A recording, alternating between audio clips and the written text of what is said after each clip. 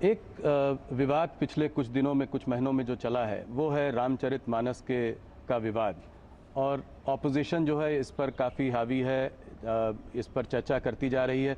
आपका क्या मत है इस पर? आप इसको कैसे देखते हैं? देखिए, जब भी उत्तर प्रदेश के अंदर विकास के किसी बड़े प्रोजेक्ट को लेकर के, बड़ी योजना को लेकर के, बड़े कार्यक्रम को लेकर के हम लोग आते हैं, तो जिन लोगों ने विकास के बारे में कभी सोचा ही नहीं, जिनकी डेवलपमेंट की कोई सोच नहीं है,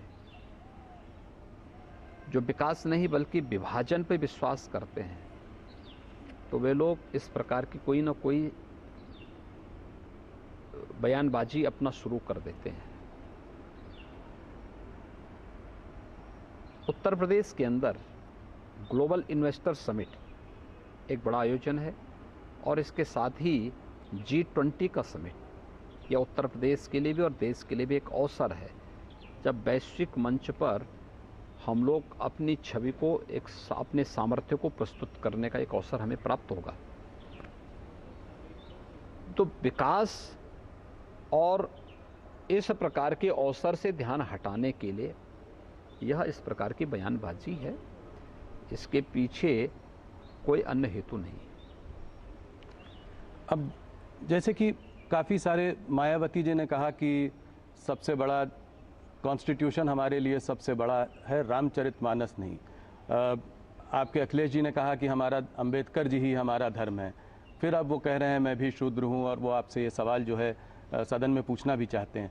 तो इन सब को आप क्या जवाब देंगे? इससे सीधा साधा जवाब क्या है? सदन में जब प्रश्न आएगा तो प्रश्न का जवाब भी उसी प्रकार का सीधा जवाब सदन में उसका मिलेगा। जो क्या है? मैं कह रहा हूँ, जब सदन में प्रश्न आएंगे, जहां से प्रश्न आएगा वहां से उसका जवाब भी देंगे। जी, ये रामचरितमानस को उत्तर प्रदेश में जो राम जन्म की भूमि भी है, यहाँ पर उसको जलाया जा रहा है। इसको आप कैसे देखते हैं? क्या आप इस पर कड़ी कार्रवाई करेंगे? क्या कार्रवाई करेंगे? नहीं, कार्रवाई हो चुकी है जी। और रामचरितमानस एक पवित्र ग्रंथ है, समाज को जोड़ने वाला ग्रंथ है, और रामचरितमानस के प्रति सनातन आस्था जी उत्तर भारत के हर घर में सुंदरकांड के पाठ होते हैं किसी भी मांगलिक कार्यक्रम के अवसर पर। हमें ये नहीं भूलना चाहिए, हर सनातन धर्मावलंबी सुंदरकांड का पाठ कराता है। दूसरा, अक्टूबर से लेकर के, सितंबर के अंत से लेकर के और दिसंबर के प्रारंभ तक उत्तर भारत के हर गांव में रामलीलाओं के मंचन होते हैं। रामलीलाओं का मंचन की शुरुआत भी संत तुलसीदास जी ने की थी। रामलीलाएं पूरे गांवों को जोड़ती हैं,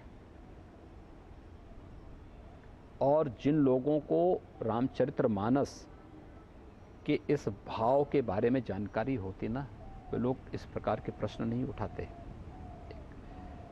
आखिर उसी रामचरितमानस में निषाद राज का भी चित्रण है, और उसी रामचरितमानस में सबरी का भी चित्रण है जी। तो बुद्धि का फेर है।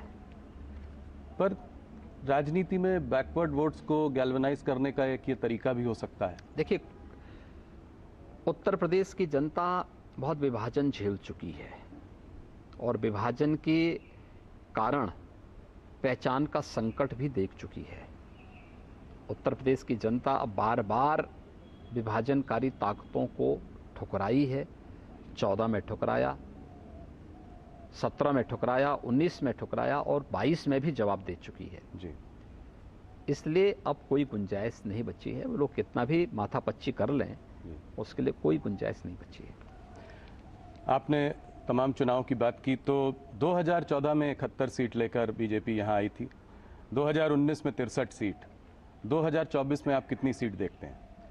देखिए, 2024 में भारतीय जनता पार्टी 2019 से ज़्यादा सीटें यहाँ पाएगी और बेहतर परिणाम देगी। 2014 की